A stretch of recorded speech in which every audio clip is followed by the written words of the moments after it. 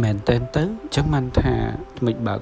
កដល់ថ្ងៃបញ្ចប់ការសិក្សាចឹងមិនថាពេលវេលាពិតជាដើរលឿនមែនមានថ្ងៃខ្លះដែលយើងនឹងចងចាំអស់មួយជីវិតថ្ងៃនេះគឺជាថ្ងៃដែលស្នាមញញឹមនិងក្តីសង្ឃឹមនិងមោទនភាពបានបំពេញគ្រប់ជ្រុងជ្រោយនៃវិទ្យាស្ថានវិហុបច្ចេកទេសភូមិភាគតេជោសានតកែវបន្ទាប់ពីការខិតខំរៀនសូត្រការអនុវត្តជាក់ស្ដែងនិងការតស៊ូឆ្លងកាត់ឧបសគ្គជាច្រើនទីបំផុតនិស្សិតហើយរួមទាំងខ្ញុំបាទផងដែរទាំងអស់គ្នាបានឈានមកដល់ថ្ងៃដ៏មានន័យមួយគឺថ្ងៃទទួលសញ្ញាបត្រស្នាមញញឹមរបស់និស្សិតមិនត្រឹមតែបង្ហាញពីភាពជោគជ័យរបស់ខ្លួនប៉ុណ្ណោះទេប៉ុន្តែថែមទាំងជាមោទនភាពរបស់ឪពុកម្ដាយក្រុមគ្រួសារនិងលោកគ្រូអ្នកគ្រូដែលតែងតែគាំទ្រនិងលើកទឹកចិត្តដល់ពួកខ្ញុំបាទមករហូតក្នុងពិធីអធិកធមនេះយើងបានឃើញទិដ្ឋភាពដ៏ស្រស់ស្អាតជាច្រើនការស្លៀកពាក់ឈុតបញ្ចប់ការសិក្សាការថតរូបអនុស្សាវរីយ៍ការជួបជុំជាមួយមិត្តភ័ក្តិនិងសំណើចដែលពោរពេញដោយក្តីរីករាយសញ្ញាបត្រមួយសន្លឹកអាចមើលទៅតូចប៉ុន្តែវាជាលទ្ធផលនៃការខិតខំប្រឹងប្រែងរាប់ពាន់ម៉ោងការរៀនសូត្រនិងការមិនបោះបង់ក្តីស្រមៃ